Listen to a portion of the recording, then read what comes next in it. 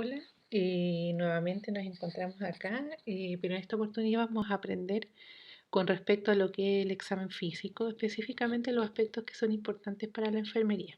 ¿Ya? Esta es una clase que está realizada por mí, por Cibeles González Nahuelquín, ustedes ya me conocen y soy del Departamento del Adulto y Adulto Mayor de la escuela.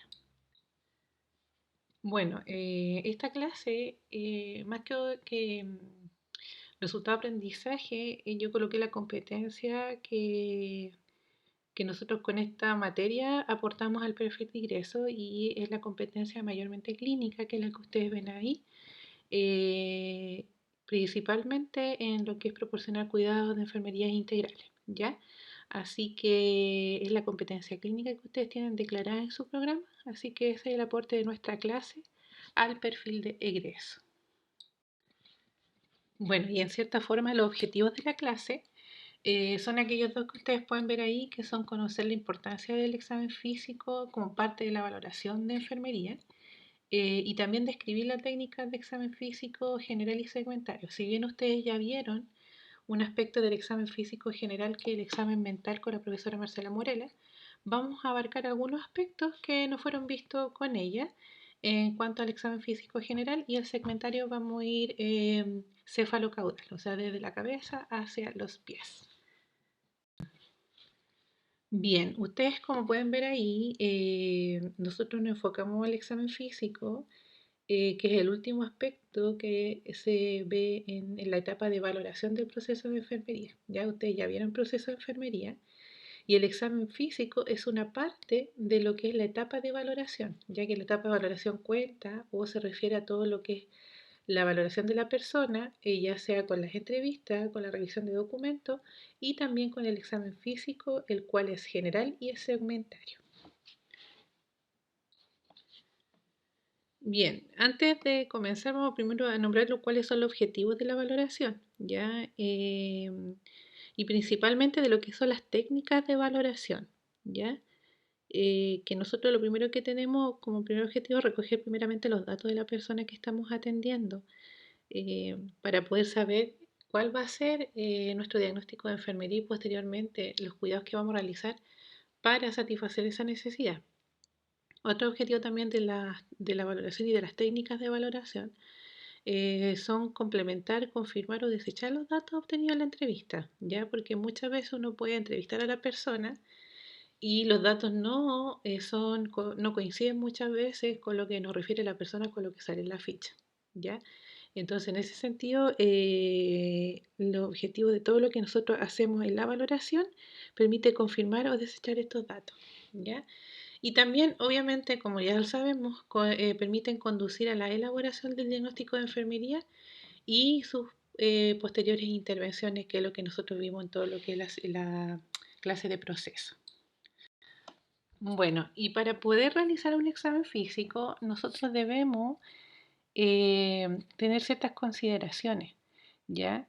Y estas consideraciones son aquellas que ustedes observan ahí en la diapositiva y que también van de la mano con los principios de enfermería que ustedes también vieron en el primer semestre.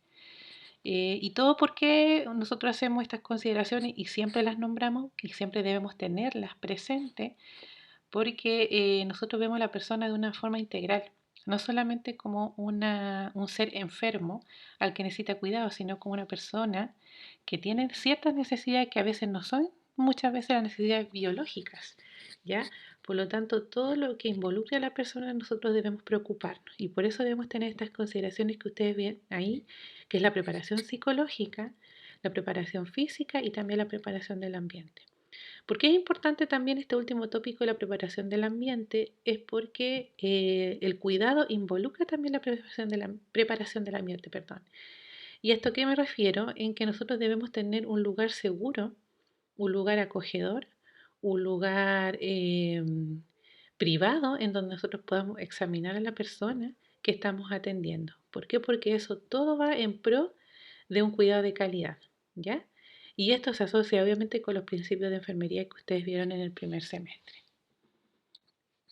Bien, ahora vamos a un aspecto del examen físico. Previo a ver exactamente lo que es el examen físico, nosotros debemos saber cómo se debe examinar, ¿ya? O cómo se debe valorar físicamente o cómo se debe realizar este examen físico a la persona que estamos atendiendo.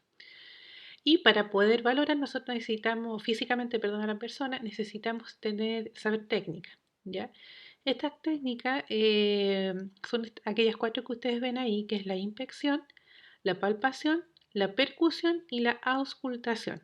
En ese orden se tiene que realizar, ¿ya? Porque generalmente usted va a ver, o en los programas de televisión, ustedes muchas veces ven inmediatamente que van con la auscultación.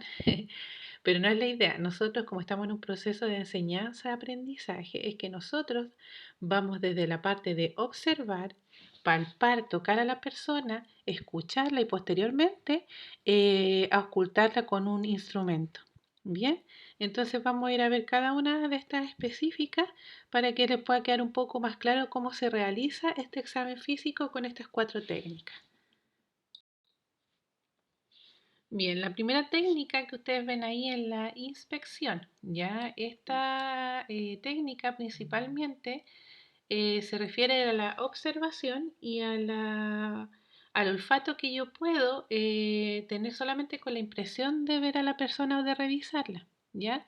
Es una técnica sencilla, pero que sí requiere de experiencia y de conocimiento para saber qué reconocer en caso de que algo esté alterado. ¿Ya?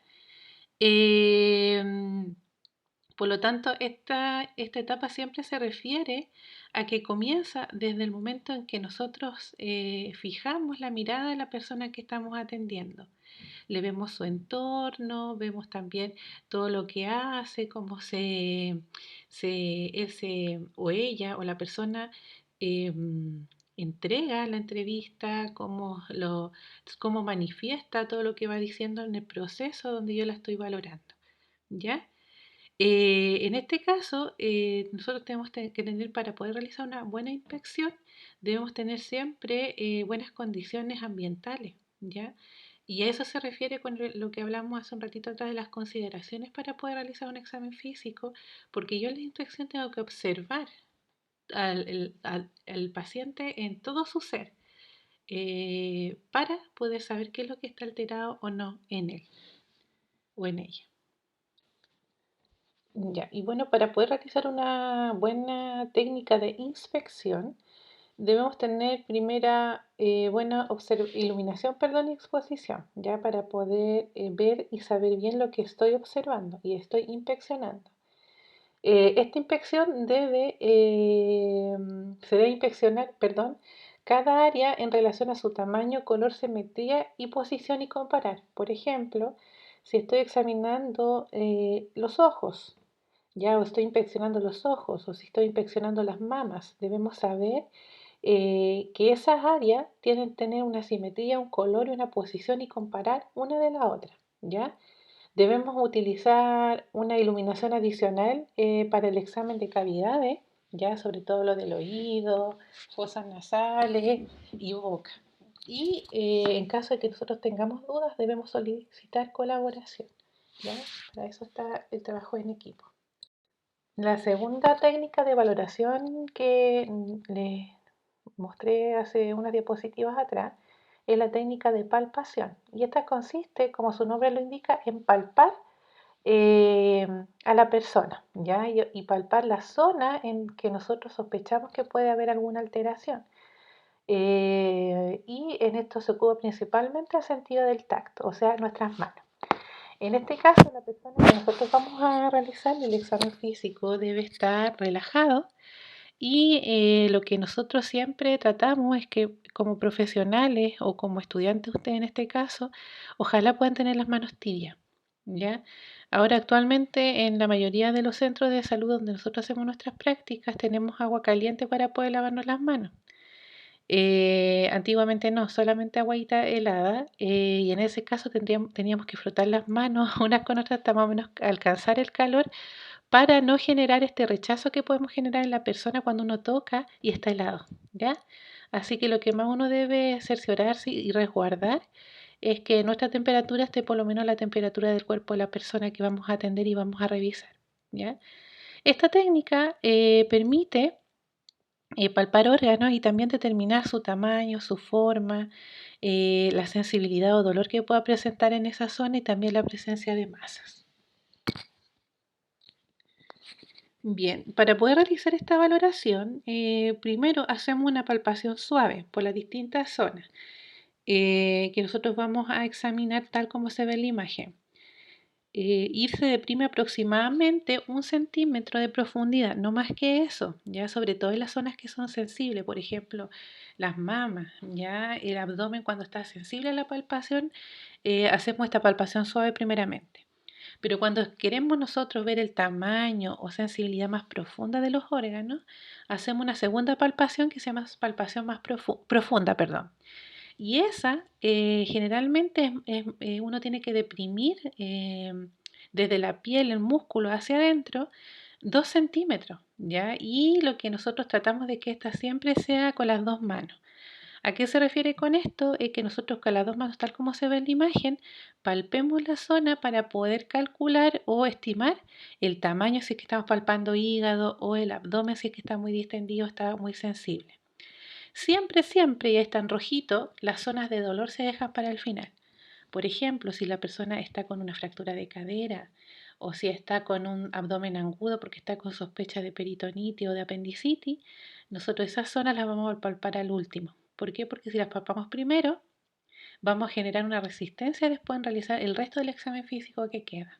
Bien, yo les voy a subir y ya se los envié también a la profesora Sandra, que es la que está manteniendo el aula virtual, varios videos. Ya dentro de esos videos está un video de examen físico, de cómo se realiza la técnica en sí, general, de examen físico segmentario, y también vamos a repetir el video de los controles de signos vitales que ustedes ya lo vieron el semestre pasado, que es parte del examen físico general. Y también les subí otros videitos, o que ojalá lo puedan ver, son cortos, son de 5, 7, máximo creo duran 12 minutos, en donde también están los sonidos. Ya están los sonidos cardíacos y están los sonidos pulmonares, que son los que me interesan que ustedes puedan escuchar para saber qué es lo normal de lo anormal. Ya, así que ojalá que puedan revisar esos videos también. Este era un entre paréntesis. Vamos a seguir entonces. La tercera técnica de valoración física es la percusión, ¿ya? Y esta percusión consiste en utilizar también nuestras manos y golpear la superficie corporal con un dedo con tal de provocar una cierta vibración del lugar donde yo estoy percusionando, ¿ya? Esta percusión o esta técnica de valoración física es para saber el carácter del sonido que me genera el tocar o golpear la superficie corporal, ¿ya? Puesto que esto también va a determinar la localización, el tamaño y la densidad de las estructuras. Y después uno también eso va afinándolo con el tiempo. La experiencia también brinda mucho para poder afinar en este caso el oído, para saber cuándo una estructura tiene una percusión distinta a lo que es lo normal. Ahí ustedes ven dos tipos de percusiones, hay tres, ya la que es directa, el puño percusión y la indirecta, ¿ya? La percusión directa es como la que ustedes observan ahí de la mano, ¿ya? Que yo palpo a la persona y le voy haciendo pequeños golpecitos, ¿ya? En la zona donde yo quiero es sentir algún sonido o alguna vibración, ya en este caso en el pulmón, pero en la parte posterior. El otro tipo, que es el puño percusión, que se ve principalmente, se utiliza para saber si hay dolores en la parte más posterior llegando a la zona lumbar, que es para saber si hay algún malestar en los riñones, ¿ya? Y esto, ¿cómo se utiliza? En donde yo tengo que palpar y con un puño hago el golpe muy suave en la estructura, que en este caso es el riñón, se quiere examinar. Y la tercer tipo de percusión es la percusión indirecta, ¿ya? Y esta siempre va a depender de las características de los tejidos que hayan alrededor. Y se hace con la técnica que ustedes ven ahí, en donde se coloca una mano sobre la superficie corporal y yo hago los golpes con mi otra mano en alguno de los dedos de la mano que tengo sobre la superficie corporal. En este caso generalmente se ocupa el dedo medio y el anular para poder saber si la vibración que me genera en ese espacio, en esa estructura, es normal o es anormal. ¿Ya?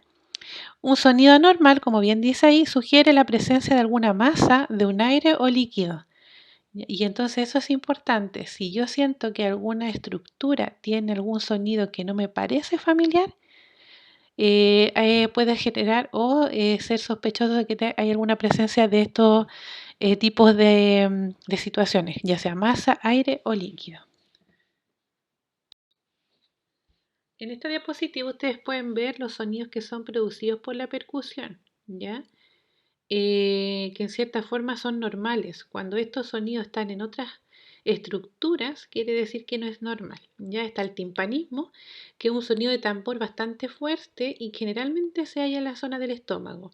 Y en esto yo hago una percusión indirecta para poder palparlo y para poder sentir la vibración. El sonido de resonancia es como un sonido hueco, ya que puede ser fuerte a moderado y generalmente se ve cuando nosotros percusionamos el pulmón, ya se percusiona o hace el sonido, la técnica de percusión en el pulmón. Y la matidez, que es un sonido como un golpe así sordo, así brusco, pa, y que tiene una intensidad suave moderada, por ejemplo, que es el hígado. Yo para que ustedes puedan comprenderlo, yo creo que vamos a hacer un taller posteriormente cuando tengamos la práctica reconvertida en donde vamos a poder sentir estos sonidos, ya porque no son así que yo pueda encontrar algún video de sonido de esto porque son más complejos, ¿ya? Pero lo que yo les recomiendo es que si ustedes tienen familia, tienen algún hermano o hermana, en donde le pueden hacer este tipo de percusión, viendo el video donde nosotros, es de examen físico segmentario, donde se habla también de las técnicas de realización de examen físico, lo pueden hacer haciendo mayormente la percusión indirecta, que es colocar una mano más abierta, ¿cierto?, sobre la estructura corporal y con mi otra mano, con el dedo medio, palpar el dedo medio de la mano que está sobre la superficie, ¿ya? Para que ustedes puedan saber cuáles son los sonidos y sentirlos, ¿ya? Y ahí uno se va familiarizando con ellos.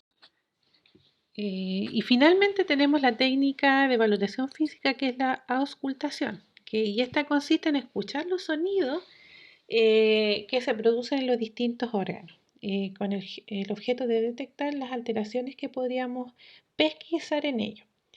Hay dos tipos de auscultación, una que ustedes se hacen directamente del oído sobre la persona, en este caso ustedes ven a ese doctor, ¿cierto?, que está sobre la persona, obviamente cubriendo primeramente la piel con una gasa o un apósito limpio y se escucha directamente el sonido pulmonar, ¿ya? O puede ser también el corazón. Y el otro que está abajo, la otra imagen que ustedes ven ahí, es cuando ya nosotros ocupamos algún instrumento, que en este caso puede ser el fonendoscopio, para poder auscultar, ya que tenemos la campana con la membrana y que nos va a dilucidar si ese sonido que escuchamos en esa estructura es normal o no es normal. Como les decía en la diapositiva anterior, para poder realizar la valoración física con la técnica de la auscultación necesitamos un instrumento que es un fonendoscopio. Ya como ahí dice que tiene que ser vía auricular porque tiene que estar en los dos oídos y tiene que tener incorporada una campana y un diafragma o la membrana que yo les nombré hace un momento atrás. Pero para ello debemos familiarizarnos con los sonidos normales para saber qué es lo que es normal y lo que no es normal. Por eso, para ello, les vuelvo a repetir que les envié un video en donde salen descritos los sonidos normales pulmonares y los sonidos anormales, para que ustedes puedan escucharlos, ¿ya? Y puedan familiarizarse con aquellos sonidos.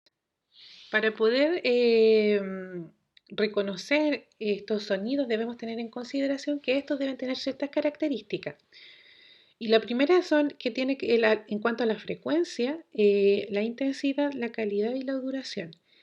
Por lo tanto, la técnica de auscultación no es una técnica fácil que uno la realice desde el primer día, porque es una técnica que requiere mucha concentración para poder escuchar bien el sonido y también mucha práctica, que eso lo vamos a lograr con el tiempo, ¿ya? Pero esto es las características que deben ustedes saber que deben tener los sonidos, ¿ya? Y acá hay una pequeña tablita que muestra los ruidos que son normales, que son estos cuatro que ustedes ven acá, ¿ya? Y lo que yo les aconsejo es que ustedes mismos, si tienen un fonendoscopio, que es porque se compraron el tomapresión, se ausculten. Colóquense el fonendoscopio bajo la zona pulmonar y escuchen ese murmullo vesicular o el murmullo pulmonar que genera el movimiento de la inspiración y la expiración. Colóquense la membrana en la tráquea para saber cómo es el sonido traqueal o laringotraqueal. Colóquense el mismo fonendo en la parte del vértice del corazón para poder sentir los sonidos cardíacos, principalmente el primer y segundo ruido, ya que es la sístole y la diástole. Y también en la región periumbilical, que es bajo la boca del estómago, bajo el esternón, para poder escuchar los ruidos intestinales, ¿sí? Esos son los cuatro ruidos que nosotros debemos reconocer para saber para saber en cierta forma la normalidad.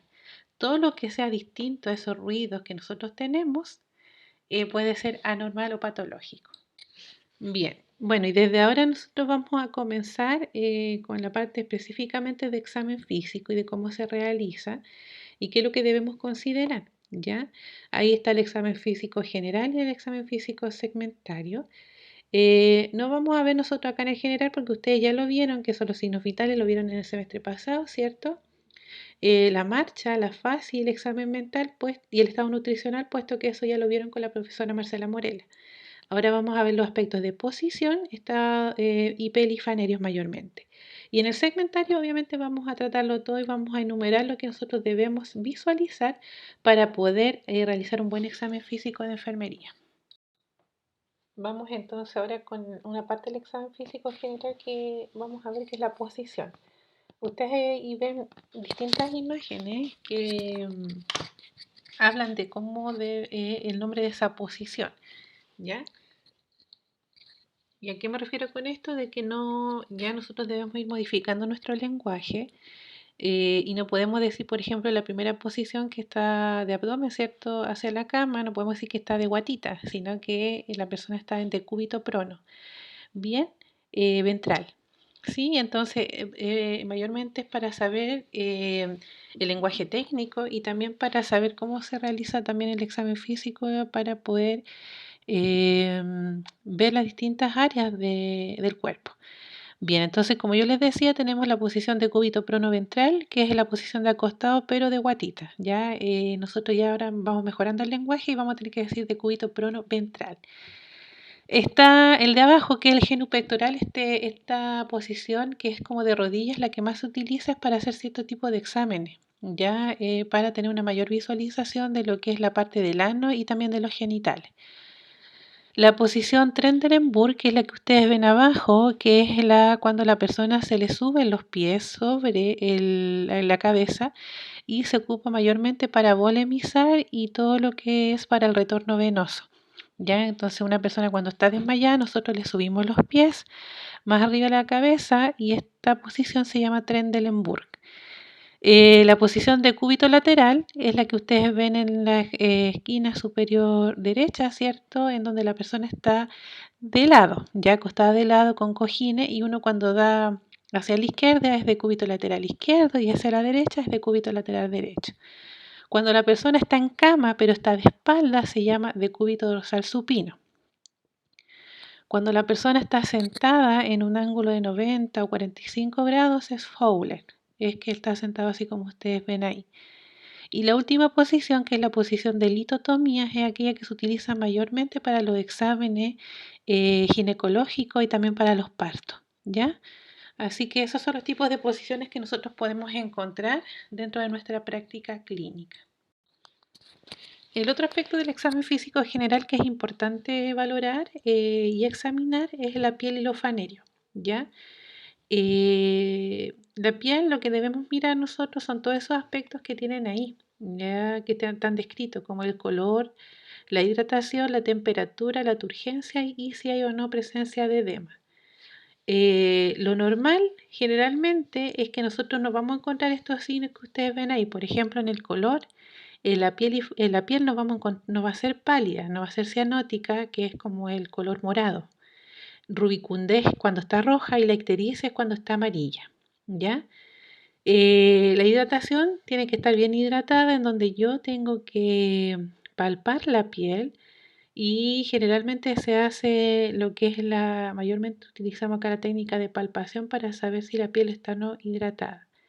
En cuanto a la temperatura, también con la palpación vamos a poder saber si la temperatura de esa piel está fría, tibia, está hiperémica, que es ese calor local que uno siente, como un calorcito cuando está la piel un poco más tibia, o cuando está con fiebre, ya si está turgente o si está con edema. En esta diapositiva observamos mayormente como una descripción de los aspectos que hablábamos en la diapositiva anterior. Ya hay personas que son pálidas, pero tenemos que saber en nuestro examen físico si esa palidez de la persona que estamos examinando es transitoria o si es persistente. Lo mismo que la rubicundez, esa rubicundez que da fisiológicamente porque, no sé, hice ejercicio, subí una escalera, me dio vergüenza, vi a la chiquilla o al chiquillo que me gusta, y me da la rubicundez facial, ya eso es fisiológica. Pero la rubicundez es distinta cuando la persona está en una etapa de climaterio, por ejemplo, o cuando las personas poseen alcoholismo. Ya, y ustedes se van a dar cuenta inmediatamente que las personas con alcoholismo tienen una rubicundez en las mejillas y en la nariz, que eso no se quita, que es un color rojo de la piel. En cuanto a la ictericia, como yo les decía anteriormente, es el color amarillo de la piel y mucosa, en donde se debe a que hay una obstrucción ahí de los conductos que elimina la bilirrubina. Por lo tanto, la bilirrubina está siendo derivada, en vez de ser eliminada, está siendo yéndose a través de la sangre, ¿ya? Y eso está afectando porque se ve en la piel, ¿ya? Y la cianosis, que es este color como azulado, morado de la piel, es cuando la hemoglobina sobrepasa los 5 gramos por decilitro, ¿ya? En donde la piel se ve más morada o más azul también en algunos casos. Y eso es porque no hay una adecuada perfusión, ya está concentrada la hemoglobina, por lo tanto hay que tener todos estos aspectos, considerarlo cuando yo hago el examen físico de la piel. Bueno, dentro de la piel también es importante señalar las lesiones, ya principalmente esta foto que es bastante poco clara, así que le pido disculpas por eso, es la lesión que se origina por la presión, que es lo que nosotros hablamos en las primeras clases cuando vimos los indicadores de calidad de cuidado, ¿cierto? Que son las lesiones por presión. Por lo tanto, siempre nosotros cuando hagamos la valoración y el examen físico de la piel debemos tener presente que la piel por sí misma no debe tener lesiones. No poseemos nosotros lesiones porque nacimos con lesiones, no. La piel debe estar indemne, debe estar sana, debe estar turgente. Por lo tanto, si hay alguna lesión, ya sea por presión, ya sea por hongo, ya sea por humedad, sea por fricción, es una lesión que debemos considerar para valorar y considerarlo en nuestro examen físico y describirlo. Ya, por lo tanto, es importante no solamente lo anterior, sino de la turgencia, sino que también la presencia de lesiones en la piel. En cuanto a los fanerios, que se refiere principalmente a todo lo que es uña y pelo, nosotros debemos también tener consideraciones en la valoración de las uñas. Ya tenemos que ver si hay algunos cambios de coloración, ya sea una cianosis, este color azulado, morado, de la uña, o si hay algún tinte café, cómo está la forma, si es convexa, si es cóncava, si está normal, si está plana, si tiene líneas. ¿Ya? Y ahí yo les coloqué una fotito que son las distintas enfermedades de la uña que nosotros podemos ver, y que tienen estos nombres que son un poco más complejos, ¿ya? Pero ¿por qué es importante saberlo o conocerlo? ¿Ya? Por un asunto de que nosotros debemos saber lo que es normal. La uña normal se tiene que ver blanca, rosada, ¿cierto? Con cutícula, dura, y la forma del dedo debe ser acorde a lo que tengo en la forma de la mano. Cualquier alteración de eso quiere decir que hay algo anormal. Y tiene estos nombres, por ejemplo, la microniquia, que es una pequeña, ¿cómo se llama esto? Palidez anormal de las uñas, ¿ya? La acropaquia son las uñas que están como abombadas, que tienen un color gris. Y todo esto me va diciendo distintas enfermedades que se pueden dar por las uñas. Ya uno puede reconocer enfermedades por las uñas alteradas. La paroniquia, que es la inflamación del pliegue, que generalmente se da cuando uno se come las uñas, las personas que se comen las uñas, muchas veces le da la inflamación del pliegue, obviamente por los microorganismos que tenemos en la boca, ¿cierto? Y los colocamos en la mano. La onicolisis, que es un desprendimiento de las capas de la placa unguial que tienen las uñas, y esto se da principalmente en personas con alteraciones de tiroides, ¿ya? Y la anoquinia, que es el aumento o la ausencia, perdón, de uña o parte de ella, que muchas veces hay algunas patologías que tienen esto, pero también las personas que se comen las uñas. Ya, entonces en ese sentido hay que tener harta consideración en valorar todo lo que es el fanerio y en este caso primeramente las uñas. Para la valoración del pelo, que es otro tipo de fanerio que también se tiene, nosotros principalmente debemos valorar lo que es la implantación, la distribución, la calidad y la higiene. ¿Ya? ¿Por qué esto es importante? Porque muchos de estos aspectos son alterados con cierto tipo de patología. ¿Ya? Entonces nosotros debemos que en el hombre la distribución del pelo se despeja mayormente en la región frontoparietal, ¿cierto? Que uno le llama las entradas. Que estos son los aspectos normales, ya le estoy describiendo solamente los aspectos normales. Cuando a la persona se le cae el pelo, puede ser que esté con calvicie, cuando ya se acerca más a la parte de adultez mayor, o que estén con alopecia, que son muchas veces la alopecia es asociada también a medicamentos, a estados nerviosos, estados ansiosos, también situaciones de estrés también que vienen personas que tienen alopecia, o generalmente, o a veces hay personas, perdón, que tienen alopecia de la vida, o sea, nacen con ese tipo de anomalía, ¿ya? Y también hay un aspecto importante que cuando en la mujer hay un aumento de vello que se llama hirsutismo, también hay uno nos habla de un aspecto hormonal que tenemos que tener ojo para poder discutirlo después cuando se está haciendo algún diagnóstico o buscando algún diagnóstico, ¿ya? Así que eso es importante valorar lo que es el pelo. Bueno, y ahora nos vamos a adentrar en todo lo que es el examen físico segmentario, donde vamos a ver estos 4 tópicos que ustedes pueden ver ahí y cada aspecto, cómo se valora para poder observar la normalidad del examen físico segmentario.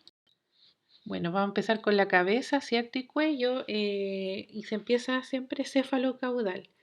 Ya primero valoramos el cráneo en cuanto a la integridad, si es que no tiene alguna lesión, ¿cierto?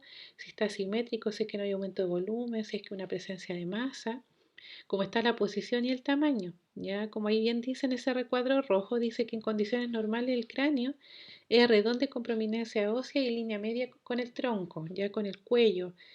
Si esto es distinto, hay una situación que es anormal, por lo tanto a mí me tiene que llamar la atención en ese examen físico que estoy realizando.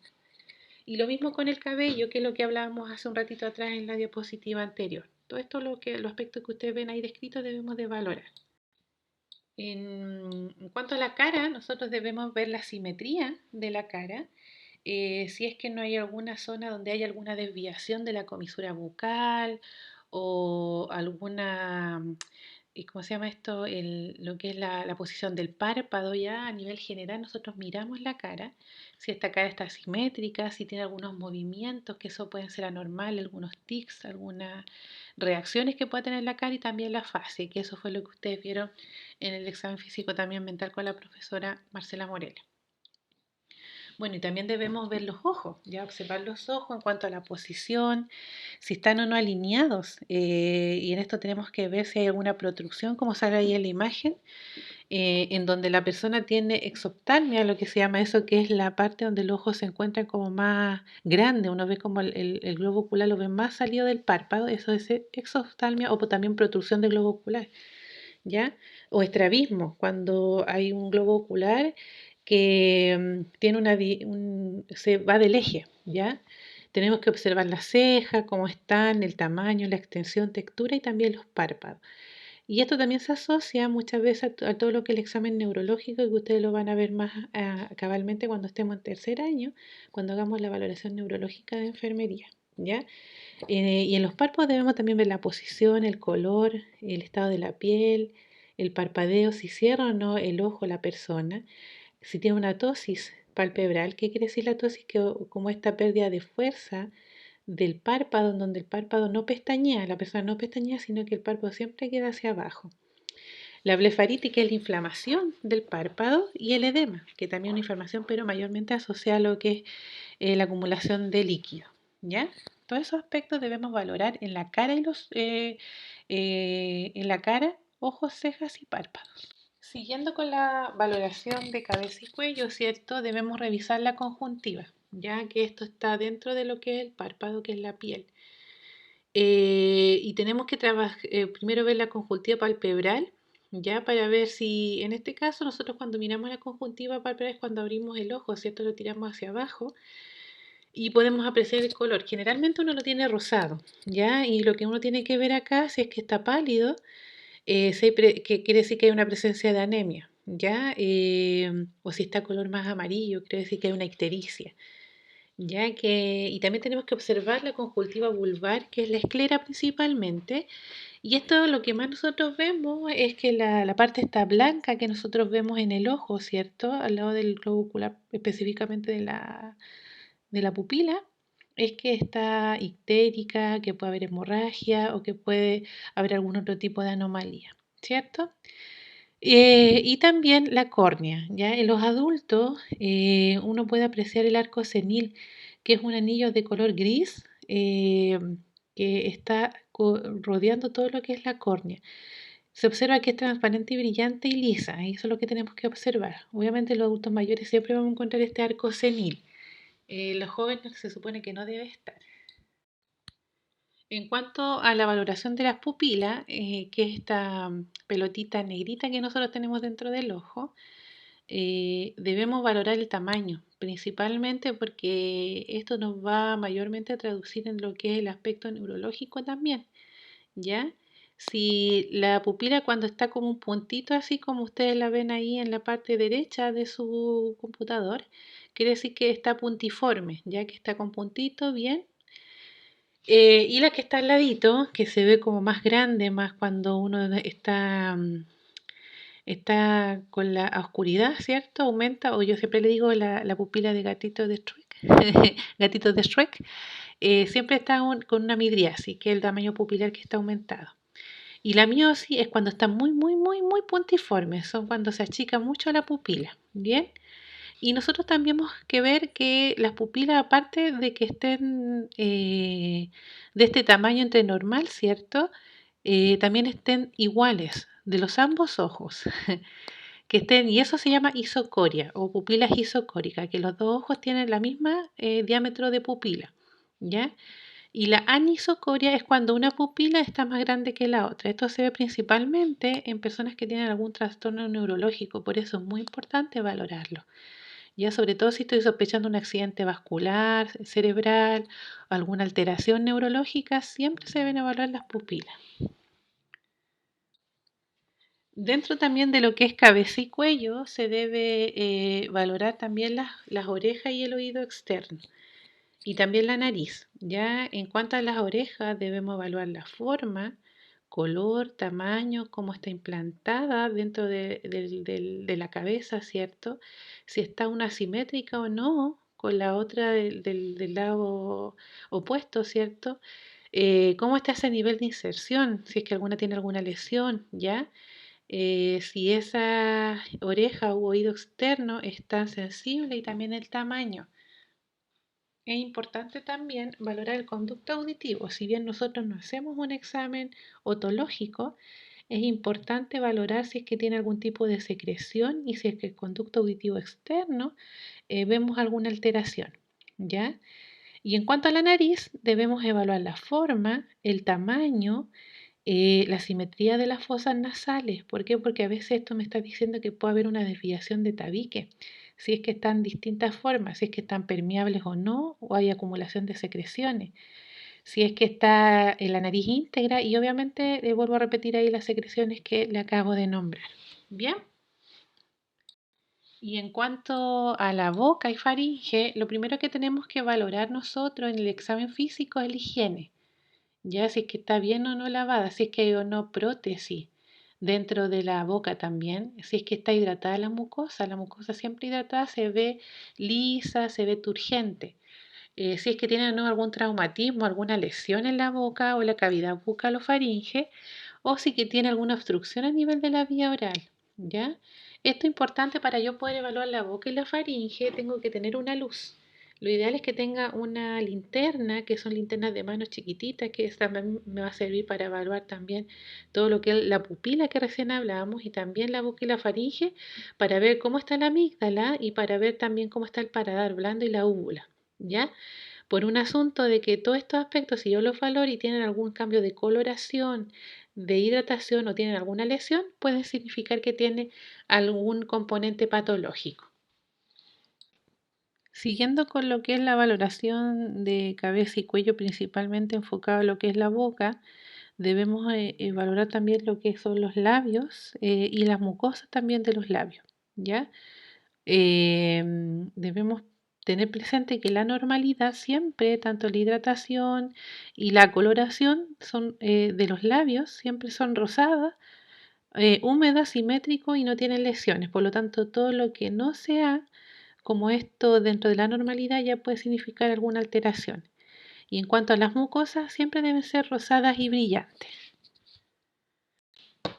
En cuanto a la encía, debemos valorar el color, la inflamación, si hay algún tipo de sangramiento o alguna lesión también en la encía.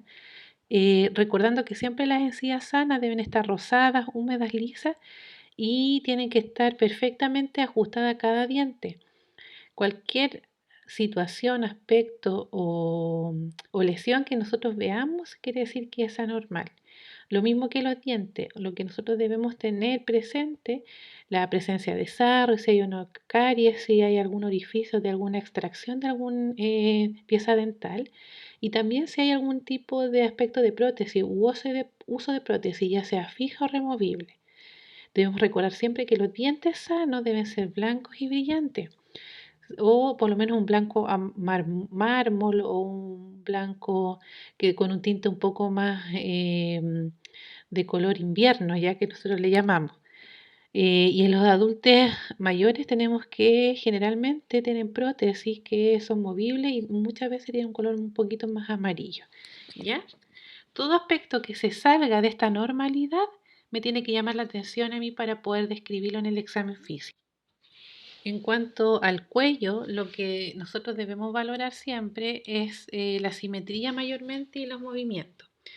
Y en este caso debemos hacer harto énfasis a hacer los aspectos de inspección, palpación y ocultación de las arterias carótidas, que son las que alimentan, ¿cierto? Hacen todo el flujo sanguíneo hacia el cerebro, buscando primeramente la forma en cuanto cuando inspeccionamos, ya si está lisa o si está tortuosa.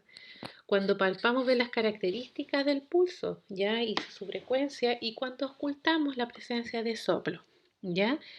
Y en este caso, para que ustedes también recordar nuevamente que los videos que yo también les adjunto junto en esta clase, hay un video que habla de los soplos. Entonces van a conocer inmediatamente cómo hacer sonidos del soplo y cuando uno oculta la arteria carótida y si la persona tiene soplo, lo va a escuchar usted cómo se escucha en el video que yo les envíe, ¿ya? En el cuello también no solamente debemos valorar las arterias, sino que también el acceso venoso, ya todo lo que es el riego venoso y principalmente la vena yugular, que es la vena más gruesa que se encuentra en el cuello. Hay que mencionar si esta está distendida en forma permanente o si hay una ingurgitación venosa. Esa ingurgitación venosa se refiere a cuando la vena se inflama, ya sea por un aumento de presión o por un aumento del estrés o por un enojo, ¿ya? Y en este caso, siempre cuando uno examina la vena yugular, todo el aspecto de cuello, debemos tener a la persona en posición acostada o en decúbito supino, ¿ya? Y luego sentarlo para describir si estas yugulares o estas venas se vacían a los 90, en la posición de 90 grados, ¿bien? Y también la tráquea, es importante valorarla en el cuello porque debemos saber cómo está su posición, si es que está desplazado o no hacia un lado y también debe palparse, no solamente inspeccionarse, sino que también debe palparse con los dedos índice y pulgar para ver la consistencia. ya si es que la estructura tiene la consistencia que es cartilaginosa, ya que es como la consistencia que tienen las orejas. Entonces esa consistencia debemos nosotros palpar en la tráquea. Bueno, siguiendo con el cuello, debemos también ver todo lo que es la rama ganglionar, ya que empieza siempre desde la oreja, más o menos desde detrás de la oreja, siguiendo por el mentón, ¿cierto? Y hacia el cuello. Lo normal es que nosotros no palpemos ningún ganglio, los ganglios normalmente no son palpables. Sin embargo, si yo siento alguna pelotita en alguna de estas áreas o alguna masa en el trayecto donde yo palpo todo lo que es la distribución ganglionar, quiere decir que hay algo raro y eso no es normal. Por lo tanto, eso siempre también debemos considerarlo si nos sale alguna cosa anormal en la revisión de los ganglios linfáticos. Otro aspecto que hay que valorar también en el cuello es la glándula tiroides, sobre todo ahora que ha aumentado tanto el cáncer de tiroides en las mujeres y en los hombres. Ya desde hace por lo menos 10 años había un aumento bien grande con respecto a la glándula tiroides. Ya, y nosotros debemos reconocer que tiene ciertas características la glándula tiroides y generalmente no es palpable y no es visible. Ya cuando uno a la inspección la persona no se le ve la tiroides y cuando la palpa tiene que palparla muy profundamente para poder sentirla, ¿ya? Y cuando se siente esta consistencia tiene que ser distintas características y que son blandas, firmes o duras, ¿ya? Cada una de estas se supone que tiene que ser blanda, ¿ya? Cuando las tienen características de firmeza o de dureza, quiere decir que hay algo ya más complejo o distinto, ¿ya? Y también si hay alguna sensibilidad o si la superficie de esta glándula que yo estoy palpando es lisa o si es rugosa.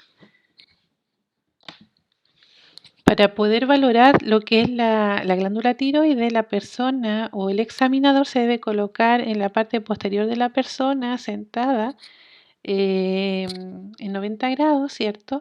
Y tal como está la foto hacia el lado derecho que ustedes pueden ver en donde la persona examinadora tiene las manos sobre el cuello de la persona que está examinando y en esa posición los dedos. Entonces yo no voy a ocupar solamente un dedo, no voy a palparla y tengo que primero palpar la tráquea. Y a los bordes de la tráquea uno tiene que sentir muy discretamente lo que es la glándula tiroides. Si yo siendo esta glándula grande, abultada, que está rugosa, que está dura o que está firme, tiene que llamarme la atención para poder informar las características de esta glándula tiroides, porque eso no es lo normal. Lo normal es que no se palpe fácilmente, lo normal es que esté liso, ¿cierto? Que no esté rugosa y que esté blanda. Ahora ya terminamos de ver todo lo que es el examen físico de cabeza y cuello y nos vamos a ir al examen de tórax y pulmones. Ya vamos a empezar primero con la parte de la inspección. Para poder valorar los pulmones y el tórax, primero debemos empezar con la inspección, en donde la persona debe estar sentada en 90 grados, ¿cierto? Con el tórax descubierto en su totalidad, para poder examinar los cuatro costados, o sea, los dos bordes anterior, izquierdo y derecho, y la zona posterior, que también izquierda y derecha.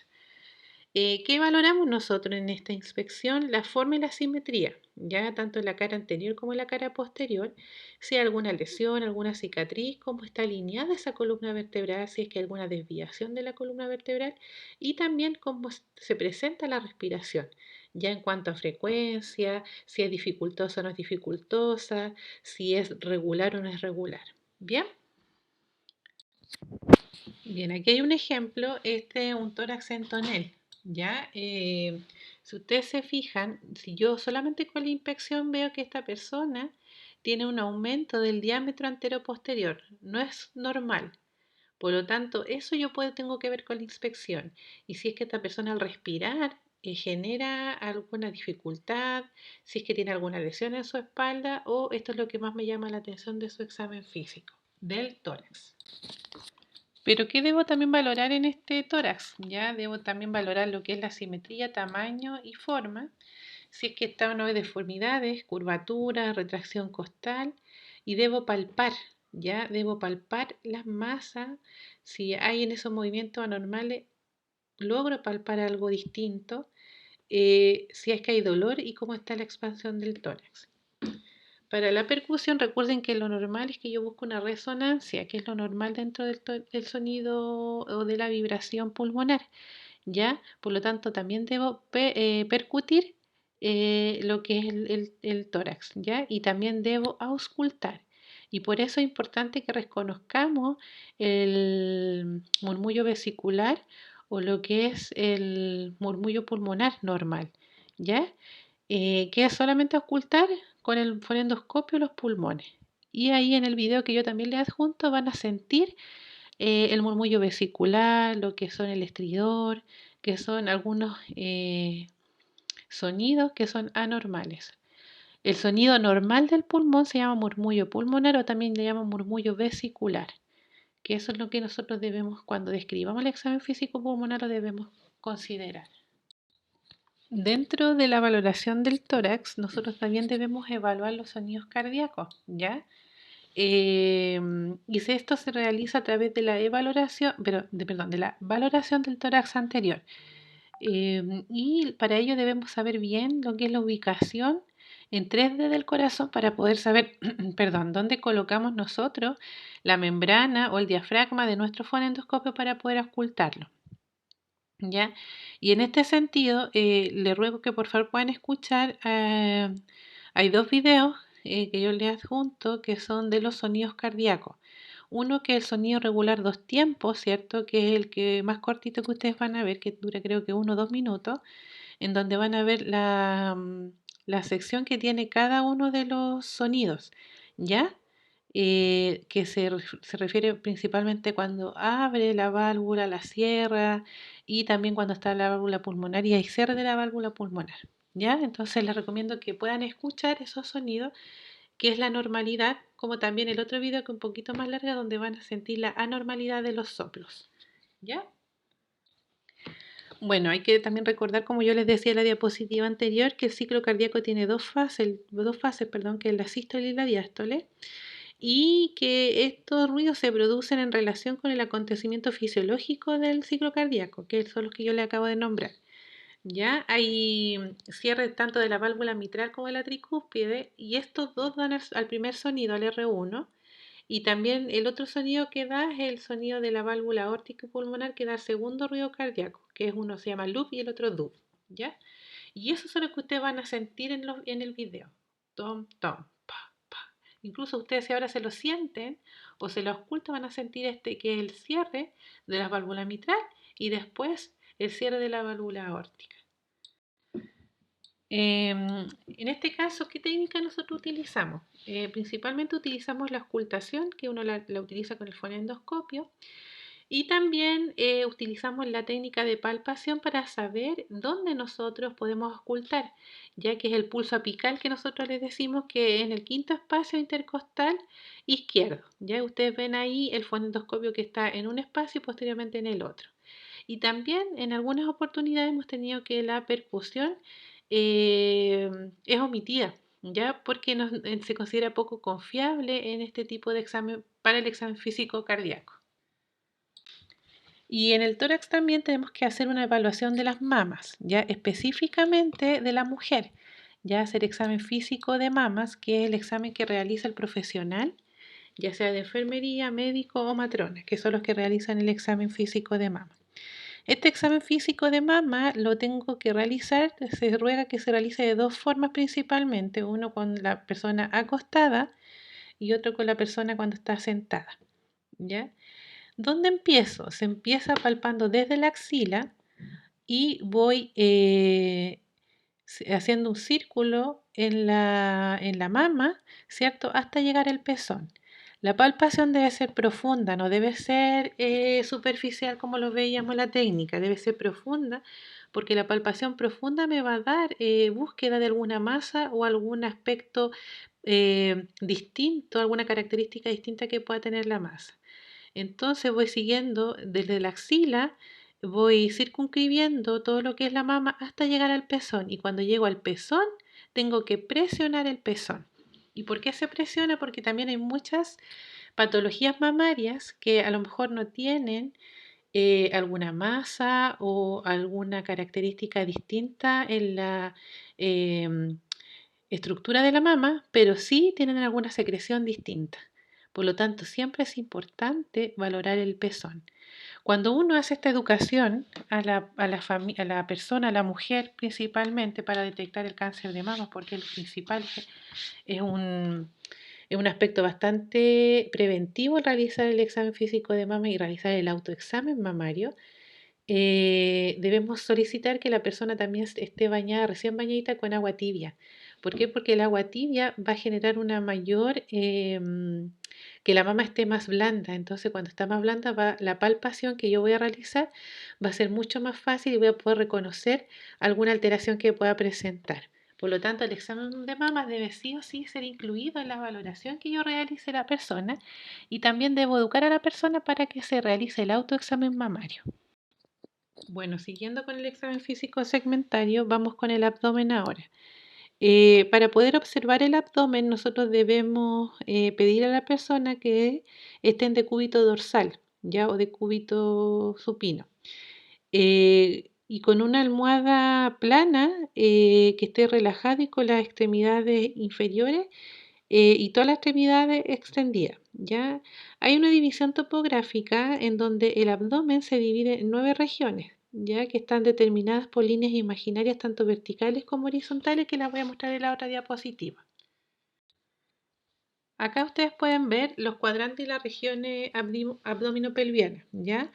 Este es el abdomen en donde yo lo divido en 4 zonas principalmente, ¿ya?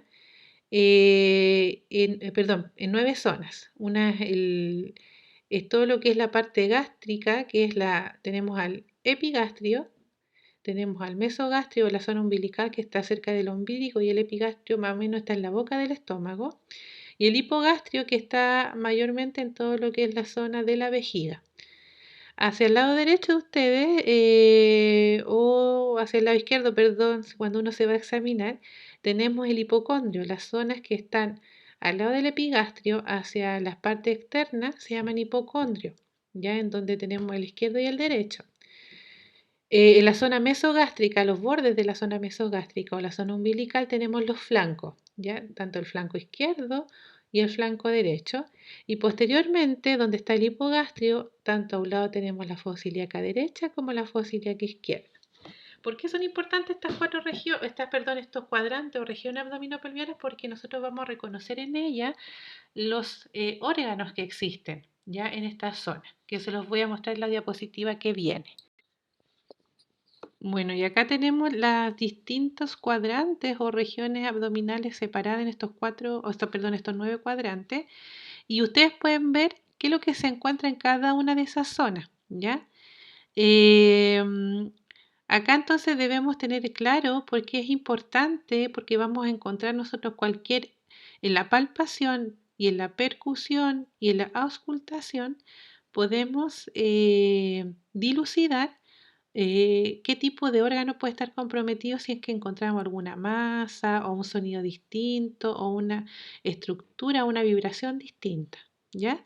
Ahí ustedes les invito a que lo lean cada uno de ellos, porque si yo lo leo es como repetir la información y esa no es la idea. Así que lo más importante acá es que uno siempre, lo que es, por ejemplo, cuando les da apendicitis, ¿ya? Entonces siempre está en la fosa ilíaca izquierda, ¿ya? Y uno siempre va a decir en el lenguaje, dolor en fosa ilíaca izquierda, persona que no ha sido operada de apendicitis, puede que esté el apéndice ahí haciendo de la suya, ¿ya? Entonces ahí les invito a que puedan leer y puedan también relacionar los órganos descritos acá con cada uno de los cuadrantes que nosotros dividimos topográficamente el abdomen. Bueno, y como tal le decía en la diapositiva anterior, nosotros debemos primeramente inspeccionar la posición que adopta la persona cuando uno le realiza el examen físico, si es que hay alguna lesión en la piel, cicatrices o hay una circulación colateral. La circulación colateral es como una malla venosa que está en el estómago, ¿ya? Pero se ve superficialmente, se ve. ¿Ya? Y también si hay presencia de lesiones cutáneas. Obviamente si también está la forma, si es que está distendido, si es que está plano, si es que está excavado o si está en delantal, ¿ya? Eso nosotros lo hacemos en la parte en la técnica de inspección del abdomen. El abdomen también se ausculta, ¿ya? Y es importante auscultarlo porque nosotros vamos a escuchar los movimientos peristálticos o también que se llaman ruidos peristálticos y que nosotros lo llamamos ruido hidroaéreo, ¿ya? Y estos ruidos se inician desde la zona umbilical a los cuadrantes. En algunas personas estos ruidos pueden ser más fuertes o menos fuertes dependiendo de la gravedad o la agudeza de su patología. Cuando nosotros no tenemos ningún ruido peristáltico, o sea, o ruido hidroaéreo, quiere decir que hay algo raro y eso se llama silencio abdominal. Y este silencio abdominal es cuando hay un hilio que está detenido, que no está haciendo su movimiento que debe realizar, o también cuando hay una peritonitis, ya cuando el apéndice no se logra operar rápidamente y la persona hay una ruptura de esto, hay una invasión de microorganismos, ¿cierto? En donde ya el estómago no empieza a reaccionar, por lo tanto hay una peritonitis generalizada y ahí, en ese momento, hay una ausencia de ruidos en el abdomen, a la auscultación. En cuanto a la percusión, normalmente la percusión o este sonido vibratorio que nosotros buscamos, cuando existe un sonido distinto, va a revelar la presencia de masas u órganos que pueden estar en el abdomen, ¿ya? Cuando esta percusión está aumentada pero está en forma difusa es cuando está el abdomen con timpanismo. ¿Y esto qué quiere decir el timpanismo? Cuando está con gases. ¿Ya? Pero es distinto cuando está en el estómago que cuando está en vejiga. Son distintos los timpanismos. Entonces, cuando hay un timpanismo en vejiga me tiene que llamar la atención. La percusión también muchas veces se disminuye cuando los pacientes tienen mucha masa muscular, ya que está gruesa y eso dificulta un poco lo que es la percusión. Cuando la percusión uno no logra sentir ninguna vibración, eso quiere decir que puede existir líquido en la cavidad peritoneal, que es lo que se llama ascitis, que es esta inflamación que da o acumulación de líquido, perdón, asociado a distintos factores que pueden ser, en donde la persona se llena de agüita la guatita externamente. O bien puede haber ahí que el hígado, el vaso, el páncreas tengan con alguna alteración. Y también la técnica de palpación, uno lo que tiene que hacer es hacer una palpación primeramente superficial, sobre todo en las zonas que están dolorosas, y una palpación profunda cuando yo quiero detectar masa, ubicación o tamaño o forma del órgano que yo quiero buscar dentro del abdomen, ¿ya? Y ustedes pueden ver ahí que primero yo palpo un lado, ¿cierto? Luego palpo el otro y si tengo dudas para hacer una palpación profunda siempre debo ocupar las dos manos, ya que es lo que nosotros debemos realizar. Bueno, ahora seguimos con la evaluación o valoración del examen físico tanto de las extremidades superiores e inferiores. En este caso nosotros debemos evaluar tanto la simetría, ya si es que ambas extremidades están de la misma forma, ¿cierto? Al mismo tamaño, cómo está la posición de esas extremidades, si es que están alineadas, si es que poseen o no fuerza muscular, que esto también se asocia mucho a lo que es el examen neurológico, ya para poder valorar si la persona tiene alguna disminución de la fuerza en alguna de las extremidades. Bueno, y también la temperatura. Debo también valorar todo lo que son los pulsos, ¿cierto? En las cuatro extremidades, si es que hay una presencia de edema, cómo está el llene capilar a nivel distal, mayormente en las extremidades inferiores valorar si hay varices, que son estas venas que se inflaman porque hay poco retorno venoso, ¿cierto? Si hay dolor, ya, si tiene alguna lesión o si también la persona presenta onicomicosis, que es hongo en la uña de los pies o en los pies. Bueno, y ya para ir terminando también el examen físico segmentario, uno siempre debe valorar también todo lo que son los genitales y ano. Para esto, valorar, para hacer este tipo de examen genital y de ano, nosotros debemos siempre utilizar guantes de procedimiento en una habitación bien iluminada y realizar siempre la higiene de manos, que es lo que se debe realizar. En este caso, debemos preparar mucho el ambiente y preparar también a la persona que nosotros vamos a realizar el examen físico. Hay algunas veces que se encuentran resistencia a realizar este tipo de examen físico porque son partes más privadas de la persona. Y en este caso, ¿qué es lo que nosotros valoramos? Valoramos y registramos la presencia, cantidad y distribución del vello, cómo se encuentran en las mujeres las características de los labios mayores, porque uno ve la parte más externa, si hay una presencia de secreción en la zona genital o anal y también si hay algunas características distintas o algún tipo de lesión, ya sea en la ingle, en el periné o en la parte genital propiamente tal. Para poder examinar en la parte del examen físico femenino, nosotros debemos separar los labios mayores para poder observar el orificio vaginal y también observar el meato urinario.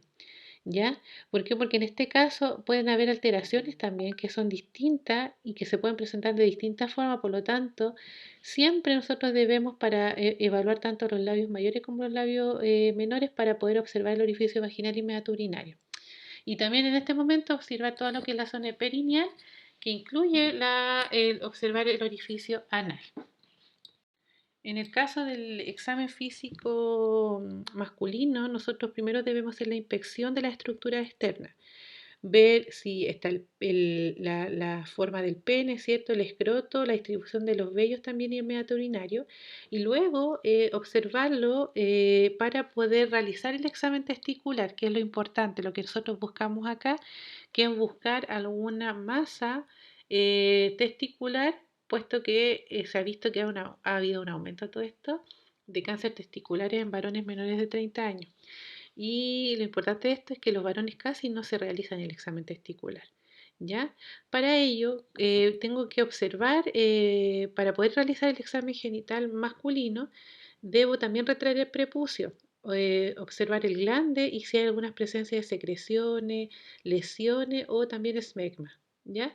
Y en este caso también observar todo lo que es la parte del orificio anal y todo lo que es la zona perineal, presencia de lesiones, también la distribución del vello, todas estas cosas se deben observar con bastante respeto y con alta iluminación y también con guante.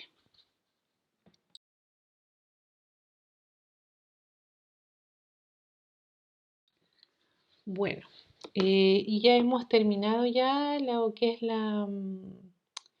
examen físico. Esta es una clase un poco más larga y yo creo que con los videos que les subimos de examen físico general, segmentario, signos vitales, y otros con respecto a lo que son los sonidos cardíacos y pulmonares, espero que les quede un poquito más claro de cómo se realiza la valoración de enfermería en el examen físico, ¿ya?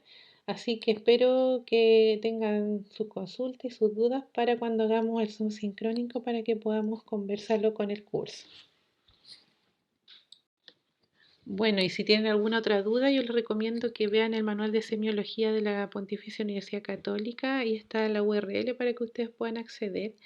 Es bien interesante, es bien completo, en donde se dan todos los pormenores de realizar en cada uno de los exámenes físicos y también se ven las características normales y anormales de cada una de las cosas mucho más en profundidad, ¿ya? Porque si yo se lo doy ahora, estaríamos, esta clase duraría como 10 horas.